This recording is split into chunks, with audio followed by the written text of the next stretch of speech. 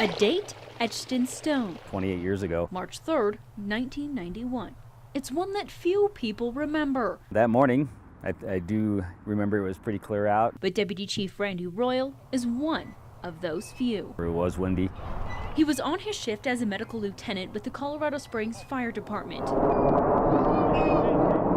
Heard the call come in for a possible plane crash. Another 10-knot gain. 30 flaps. Wow.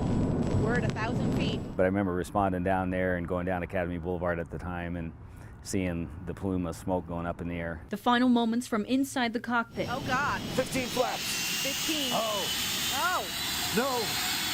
Oh. Oh. Oh, my God. Oh, Oh, my God.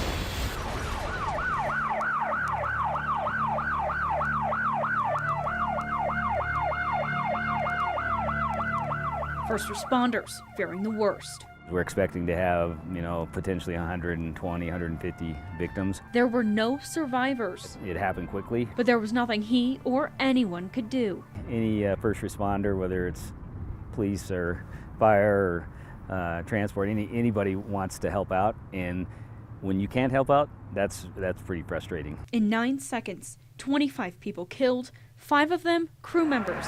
Go on, move back, people. And don't With no patients to tend to, Royal's job was to help the victims' families, At that time, the families were waiting at the airport, Colorado Springs Airport, for their loved ones to arrive. including the daughter of Joe and Clay Crawford. Where's Flight 585? Clay was the former president of the CFNI in Pueblo, Where's that plane?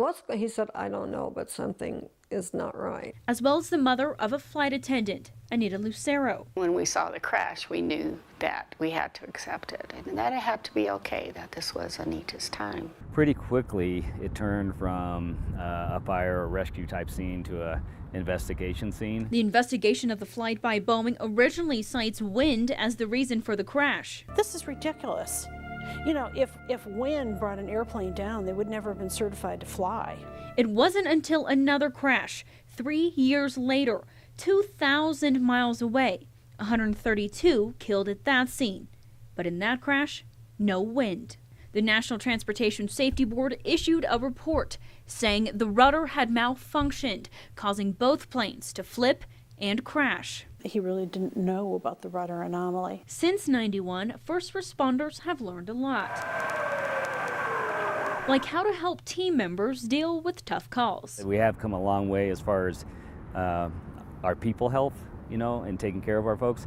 And firefighters, men and women, are just like everybody else. Images of the crash still linger. It's so tragic. There's certain things that trigger remembrance. Though it's only marked by this humble memorial in Whitefield Community Park tucked behind Fontaine Boulevard. Each name listed here makes sure this community never forgets.